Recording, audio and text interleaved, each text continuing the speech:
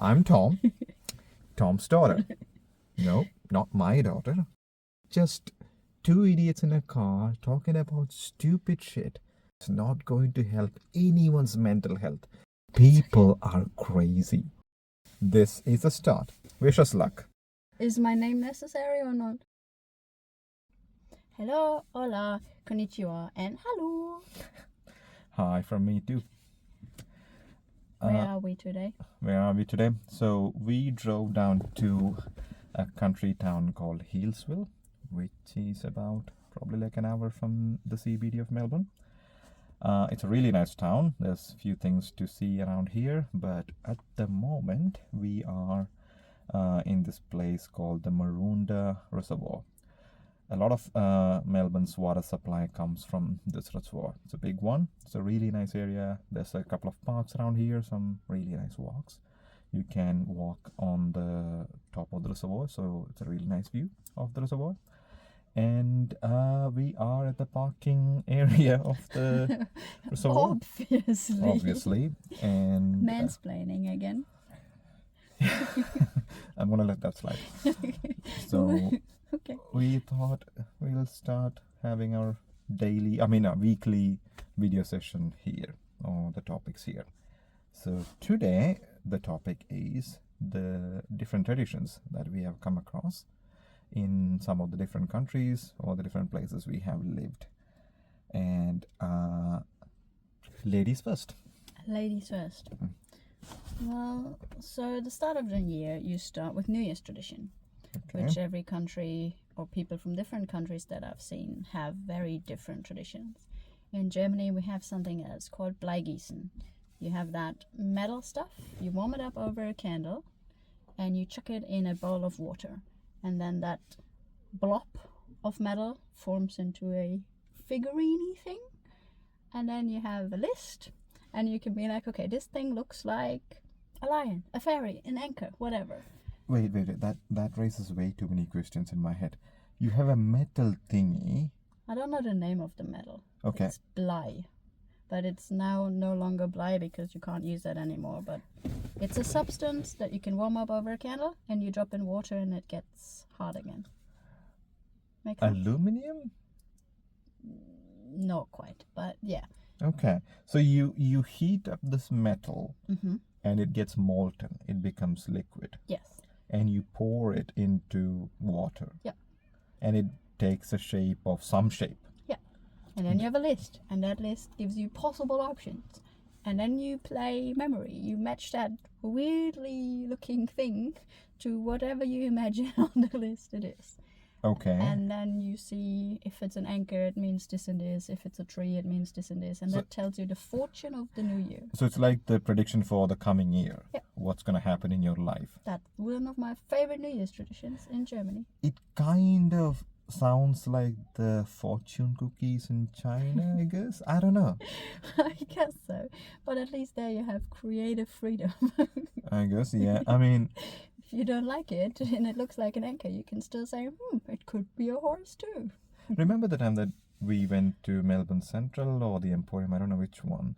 They had this entire horoscope depending on the year you're born and what your what your year going to be.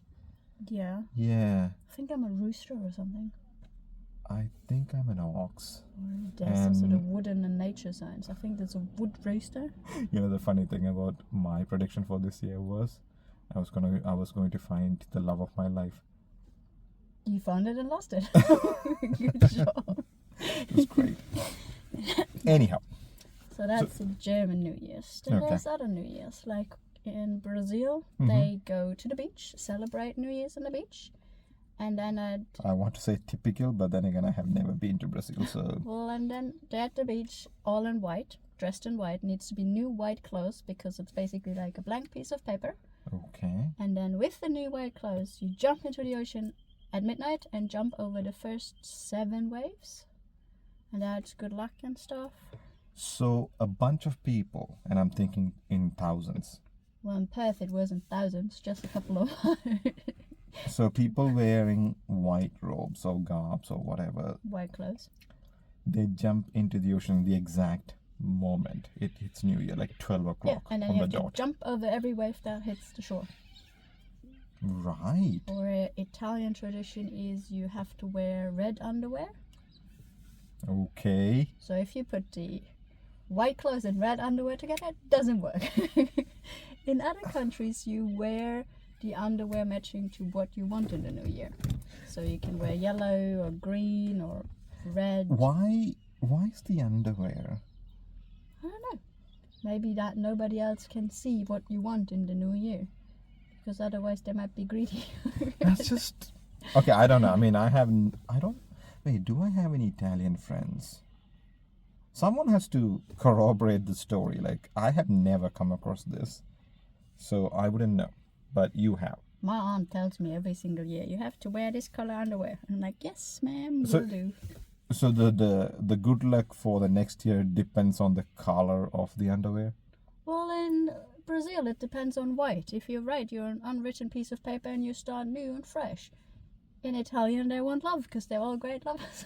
I don't know. Hey, again, I don't know. And there's more fun traditions. I think some people, I don't know if it was in Portugal, they have to eat, I think, 12 grapes in the first minute of the new year.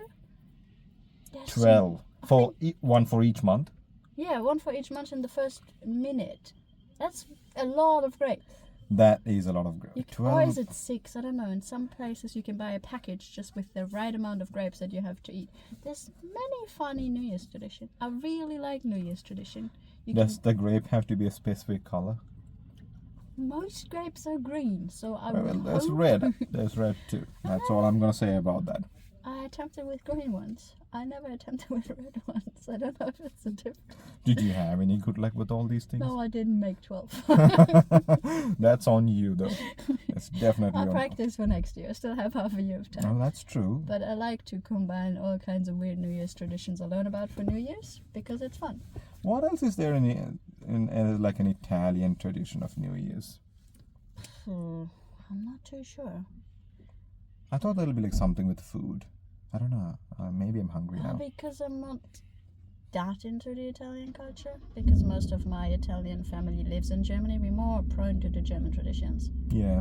Like whoever comes first in your house on New Year's needs to bring toilet paper is for some people a tradition. Or Bringing toilet paper is the tradition. yeah, there was some kind of thing. Or at New Year's you throw out of the window all old stuff, or you only leave the house on the back door, come into the front door. There's some really weird stuff around New Year's. Oh, Jesus Christ. Or you People are so superstitious in one way or the other all around the world, I guess. I love it. It's fun. Is it though? And even I think the Irish, Yeah. one of my friends said they have a lot of forgotten traditions and cultures. I need to read on to the Irish traditions because they're quite interesting and fun.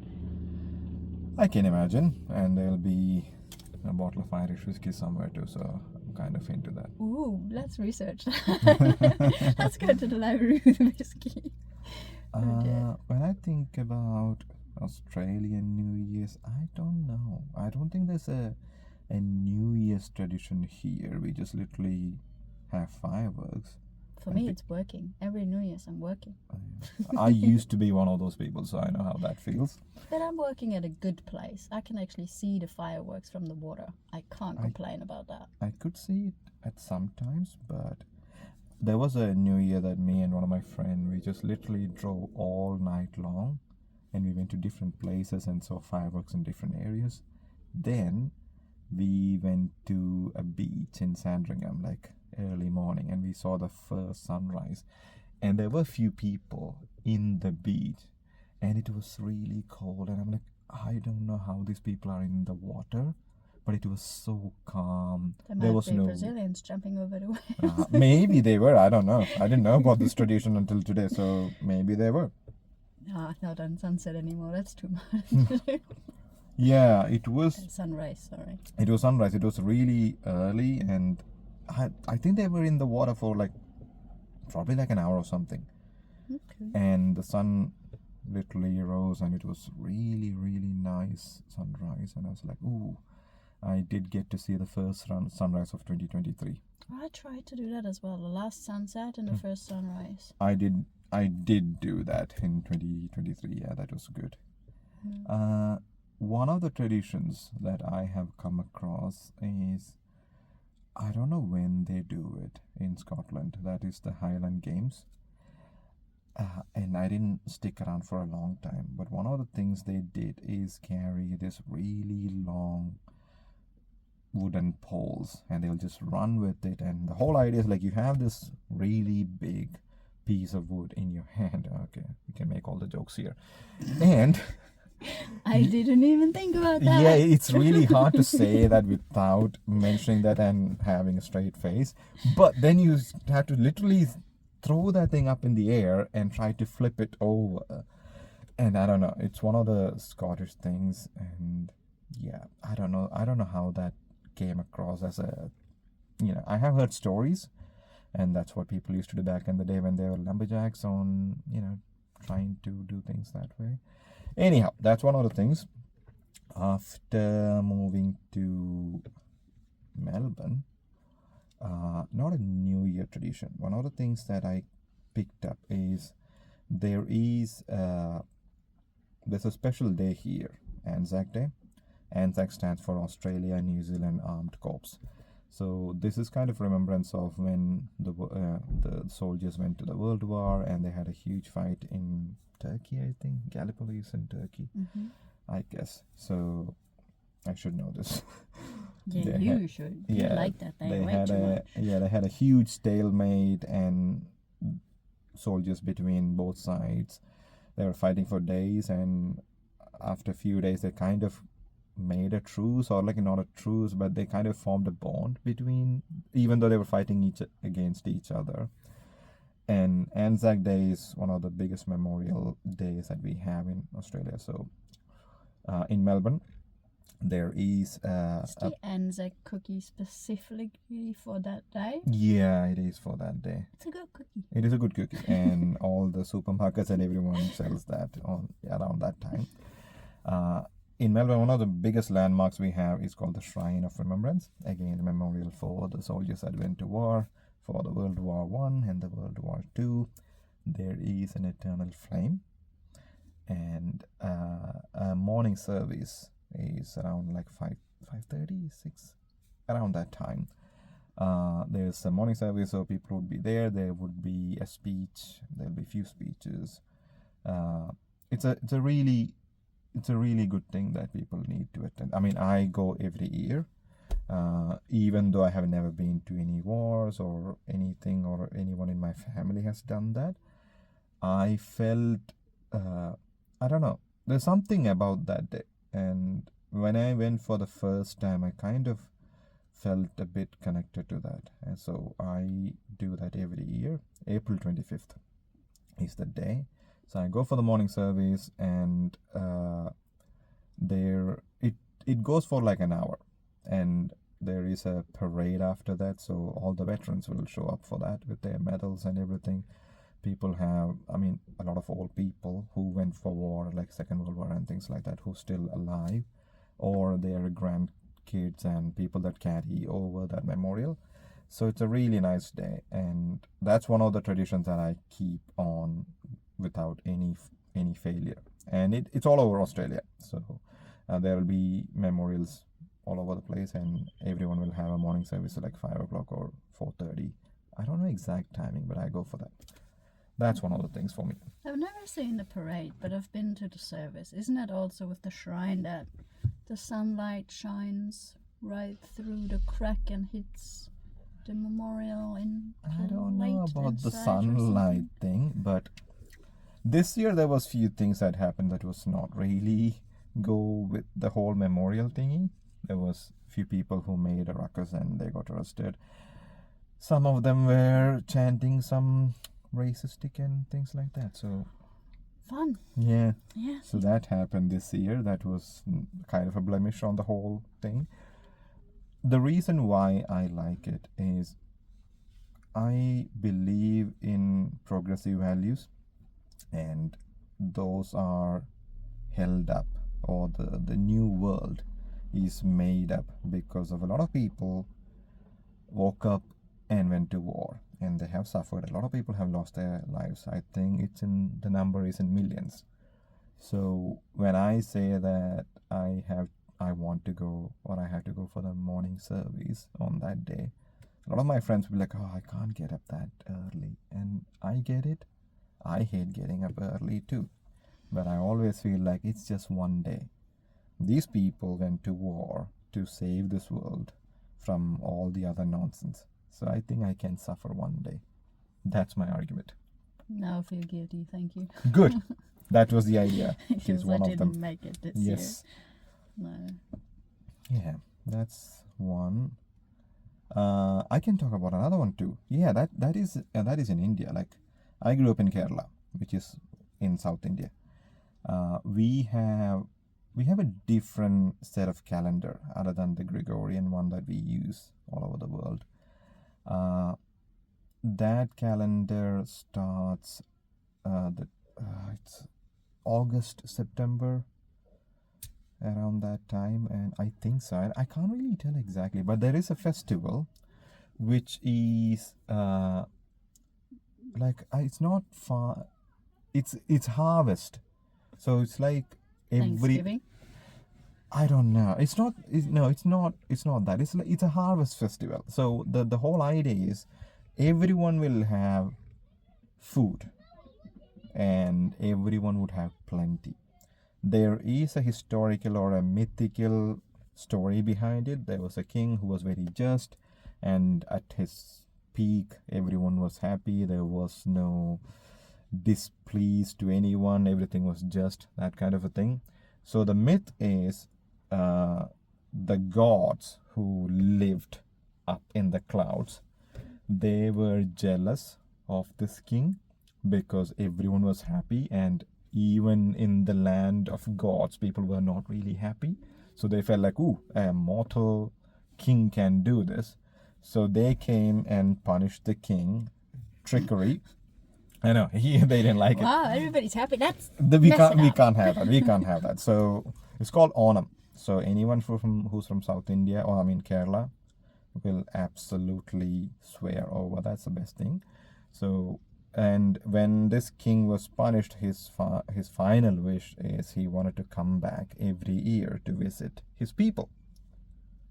Sounds nice. So they granted him that wish. So the idea or the myth is he comes to every home on that day, which usually falls around August or September time. This year, I think it's September 13th or something.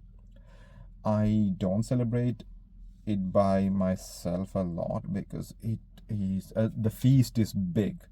You have to prepare like so many things, and I used to do that when I had people, friends, and everyone together. That's good because we have other people to help you with it. By yourself, it's not easy. So I haven't celebrated it a long time. Last year I went to a place where they were doing it, but it was not good. I'm not going to say the name of that place because that's going to be bad for their business. So that was a disaster. So you're inviting everybody to your house next year? If I have my house ready, yes. But then again, I mean, there's like 14 to 18 different things you have to prepare. I can bring potato salad. Yeah, that's not an Onam thing. But you know what? We can do that. I mean, we live in a very multicultural place. So I guess I can literally say, hey, come over, prepare whatever you can, and we can make, and the food has to be served in a banana leaf, which is hard to get here, but Cairns. A trip to Cairns. I'm not getting banana leaf sent to me from Cairns. Hey. We can get around that. But that's a big thing. Onam is a big thing in Kerala, and we would have a floral design in every houses. Like, we would literally make, it's called Pookalam. Okay, that's basically you're making a design with flowers. So when we were young, we used to go to all the neighboring places and collect flowers and come back and do it, and we do that for 10 days, and the 10th day is a celebration, but we do that 10 days coming into the Onam day. And that used to be one of the school holidays too, so it was a great time for all of us. Good memories. So, yeah. That's a really big tradition. I mean, even when people move to different countries, like there is a huge diaspora of people from my place in Melbourne, and they do it a lot. And these celebrations, I mean, I got an invite already, like, hey, this is happening September 13th. I'm like, okay, that's a thing to attend. But yeah, that's a really big tradition in India. I mean, in Kerala. There's many big Indian festivals. You also have that color festival, Holi. That's a thingy, North Indian thing. But there's also There's so many. There's the Light Festival, the Festival of Light. siblings. Festival of Siblings? Yeah, I think. Probably you know more about Indian culture than I do. Well, I study with a couple. I've learned something new the other day. Okay, what did you learn? I don't know if it's Indian or Nepali thing, but I've learned that if you accidentally touch the foot of a woman in certain areas, they just make a cross because they see women as higher beings or whatever. I didn't quite read into it. So Yeah, that's really that's not. I haven't come across that. I've come across that twice now. There's even apparently dads that kiss their daughters' feet before they go to work. It's some kind of... That's weird. So the one thing that I'm used to is, like, let's say if I accidentally stepped on you or something. You would say sorry, hopefully? That's now. I would say sorry now. Okay. Before, when you were living in India, you just used to, like, touch whatever, and you just used to do this. Not a cross, like you just used to do something like, it's like I'm sorry, or it's a meaning is that. Okay. Yeah, that used to be there, but I don't know about this cross thingy. Well, it looked like a similar gesture to what you Yeah, did, different but cultures have different ways he of doing just it. explained it as because women are, I don't know, seen higher and more worthy, you just have to respect them more, whatever. I need to read into this more, but it's quite interesting what different people do. Like, apparently one of my friends said there's a celebration where they celebrate the daughters and the sisters, and she gets like iPads and all that kind of stuff because they're valued so much. Wow. In Germany, What? I don't think anybody values the individual. Really? I thought Germany is like, or European countries think of are. anything other than your birthday where an individual gets... I mean, we have days... It was more in my childhood when you have also your name day. Yeah. What do you mean name day? In Germany, we have the thing as a name day. Somebody or certain names get celebrated on a certain day. As it like I don't know, like mythical figures or like people from Bible, like if your name is Francis or... I don't even know how that comes across. I just knew, okay, this is my birthday and this is the day of my name. So you're saying is there's a common day? Yeah, there is. What day is that? I forgot because I just now Of course you remembered that forgot. even existed. As a child, I was always happy about it because you would get presents from my grandma. But I think since my grandma What about passed, your actual birthday? I got a cake. You get a cake. So you have that and you have the name day. Yeah, that's the only things that I can think of that are primed for individual. Wow. Then you have Oktoberfest, which is primed for Oh, every yeah. single Oh my one. god, don't, yeah. I mean, I used to get a pen for my birthdays for a very long time. And it was a fountain pen because my father was, he was disgusted with the way I used to write. My handwriting was so, I mean, it is still so bad. It never got better. But he used to give me a fountain pen every birthday in a hope that that will make it better. It never did. But I used to use that. Like, you have like a bottle of ink, and sometimes the pen would leak and the whole of the book is like destroyed or your clothes are destroyed. But it was good too. You just you take out the internal part of the pen and there's this rubber filler in there and you press it and the ink will get sucked in. It when you're young, these things used to amuse me. Maybe it's just me, but yeah. The point is, I used to get a pen for almost 10 years. Never really got any better with my handwriting, but I got used to using a fountain pen, I guess. I don't think anyone uses a fountain pen these days. You use a fountain pen. In Australia, I don't have it. In Germany, I have a writing feather, a glass writing pen, and fountain pens. Wow. Hey, I am a graphic designer after all. Of course. I'm very interested You in have all that kind reasons of to stuff. use. I mean, I never became a calligrapher. Calligraphy? Yes. Yes. Yeah, none of that. I love that so much. It's so much fun. Yeah, I have seen people, like really talented, just make up all these things. I'm like, I wish I was that good. I can't even draw a circle, like in perfect circle. Like some people can just do a perfect circle. If you get the angle right, Yeah. and you have one fixed point, it's okay. Yeah, I don't have any of those abilities now. Yeah, that's okay. We all are shit at something. Oh, I'm shit at most of the things. I know. Thank you. Thank you for the vote of confidence. Hey, I always believe in you to an extent. It comes with a disclaimer. Like, I believe in you to some point, not fully.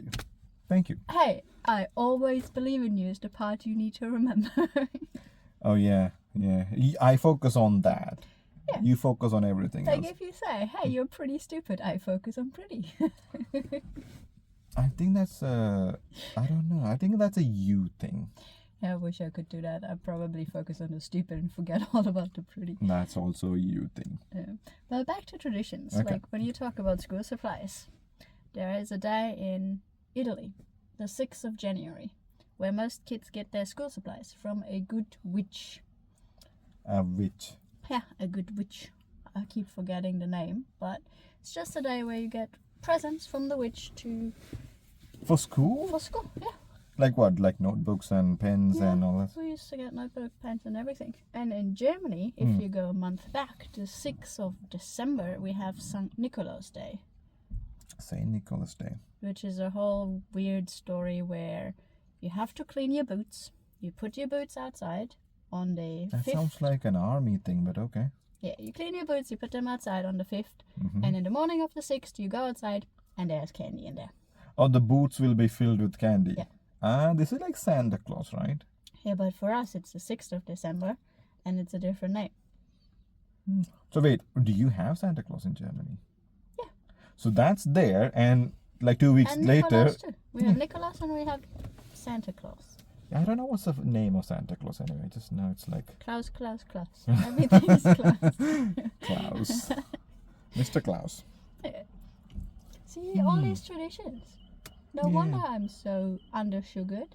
Nobody gives me my sugar rations. Yeah, that's not anymore. a good idea to feed kids that much sugar when they're young. It's not that much. Oh, you forget about Carnival, which is the German tradition where you have parades and they just throw sugar candy at kids and they pick them up. Jesus Christ, you guys really did swing the pendulum the other Well, way too much. When we got older, the candy turned into liquor, and you just have a tiny little cup and they fill up your liquor. When you say liquor, Alcohol. oh my God, what about for kids?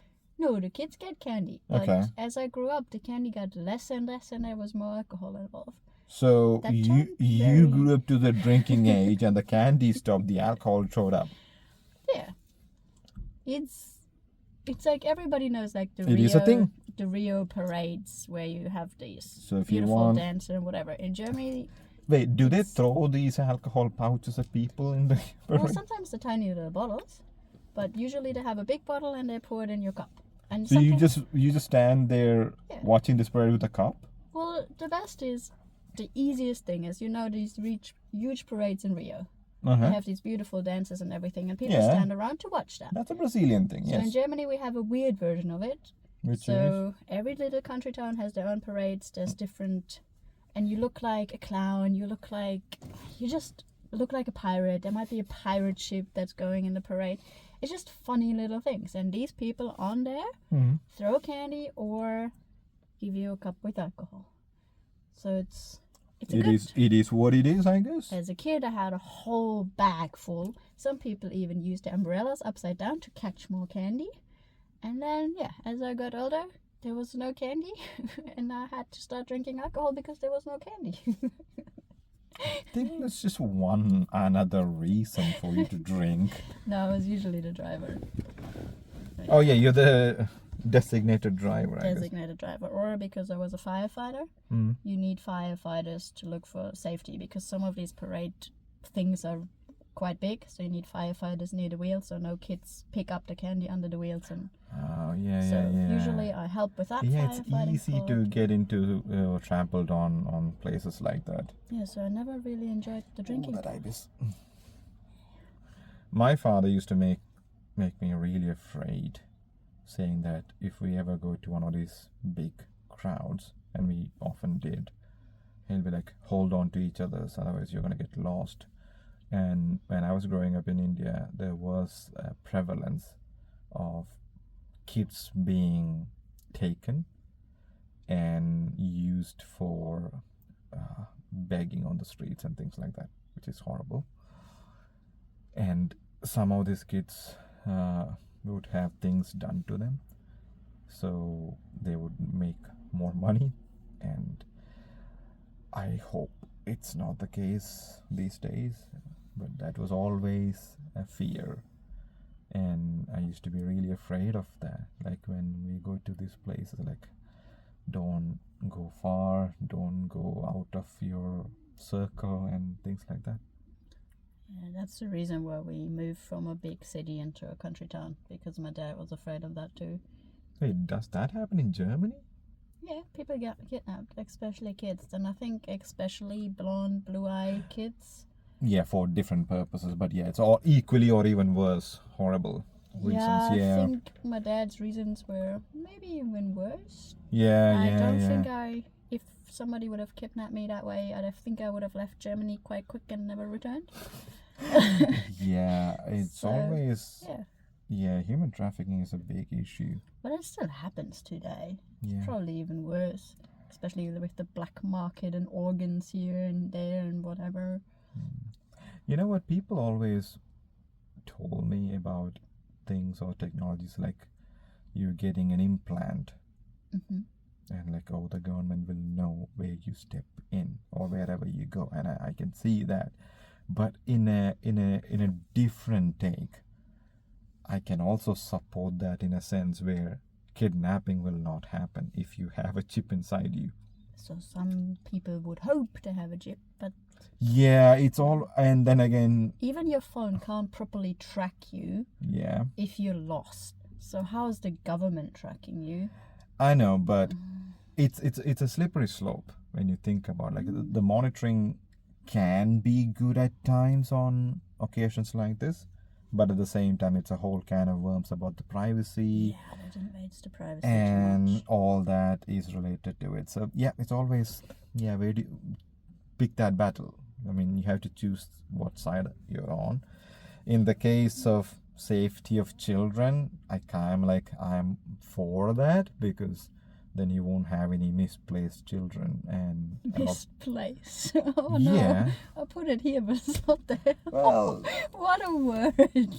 Okay. I'm trying to be politically neutral here, so by Okay. saying misplaced and kidnapped kids. But yeah, But kidnapping is not a tradition. Oh, it is a tradition. what? Kidnapping in Germany is a tradition for married couples. I'm sorry, what? Yeah, that kidnapping actually rings a bell. In Germany, you get married, yeah? There's all kinds of stupid... Everyone everywhere gets married. That's not But special. in Germany, you get married. Let's say you do the white wedding in a church, and there is... The white wedding. There's traditions Of for the course, wedding they had to as make well. it white, Well, in a church in Germany, it's white, okay? In China, it's a red dress. In Germany, it's a white dress. So, what we do Well, okay. in our country town, in our area, you get married, then the couple has to cut a big log. So one is pulling here, one is pulling here, and they have to cut a log. That's a tradition. And a tradition is also to kidnap the bride after marriage, and the husband has to find her. Who kidnaps the wife?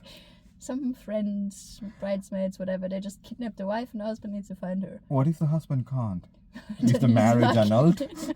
No, I think at that point he's already screwed. But Wow. maybe it's the last resort. If you want to get out of this, run now. Where do they come up with these kind of things? There's also a tradition, like you have a white piece of fabric and you have to cut out a heart with like nail cutting scissors, with tiny little scissors. There's these tedious, tiny, traditional things, or the throwing rice. You know what? Some part of my place, Kerala, they have something called this, like something similar to it, but it's mostly to be annoying. Like imagine this: the husband and wife, they got married. Okay, so they're going to be together for the first time, right? Mm-hmm. And usually they have this special room, with all the adornments and celebrations and all that kind of. And inside this room, people will place things to annoy them. Like imagine like 50 alarm clocks, which are all placed like 10 minutes apart. Okay? Whoa! And you can't find them either. It's just like packed to the most mischievous ways possible, just to make their life a living hell for one more day before they actually start living. I don't know. It's one of the things people find different things. Sometimes it's like firecrackers that goes off in the middle of the night. These Instagram videos where somebody orders like 10,000 tiny little ducks and places them all over the house. Yeah. Ugh. Things like that, just to be annoying. But yeah, that happened. That's a tradition. So annoying people is a tradition. Yeah, it is. The whole idea is to annoy the people to the max. Turn it to the 11. It's kind of what Oktoberfest does to everybody who's not celebrating, annoying them to the max. Yeah. Oh dear, so many weird traditions. I was thinking about one of those things about Australia. People always think a couple of things. There's this stereotypical Australian things. One is everyone who's not from Australia would think shrimps on a barbie. Have you seen it? I haven't. I have. Yeah, people use prawns sometimes on the barbecue, but it's not like a thing. But that's what people from outside Australia think, like, oh, they're going to have shrimps on a barbie. And I don't think even people call it shrimps. Do you want to explain what a barbie is? Oh, yeah. Just Okay, Barbie is not a doll. Barbecue. Just to clear this up. Yes, everything gets shortened in Australia. That's a tradition. That Everything gets shortened. See you this Avo. Oh, I did not get that. Like Avo, Gabo, Sparky. The Dunny. That The was a Dunny. confusing one. Yeah, and what else? Sparky is easy. Yeah, I can see that. But Dunny wasn't easy. Yeah. What about Gabo? Garbage. Yeah, I know. And Makes sense. But Arvo does not make any sense. Well, first time I've heard Avo, I thought they were talking about avocado. You could, yeah, I have felt the same, yes. Turned out it wasn't the avocado. No, it's not about, I mean, you can have avocado in the Arvo. You can have Arvo. Yeah, but if you say I meet you in the Avo. I'll meet you in the Arvo to have Arvo. Yeah, make it very complicated. Yeah, that's an Australian tradition. Smoko, To short. Siggy. Smoko, Siggy. I mean, yeah, everything is shortened. Yeah. Really getting hungry. I need a coffee and eat something. Oh. Yeah. Do I get a hot chocolate again? Yeah, you get a hot chocolate. Yes. That sounds good. All right. We'll see you in the next week and with a different topic. Maybe the same. Who knows? Who knows?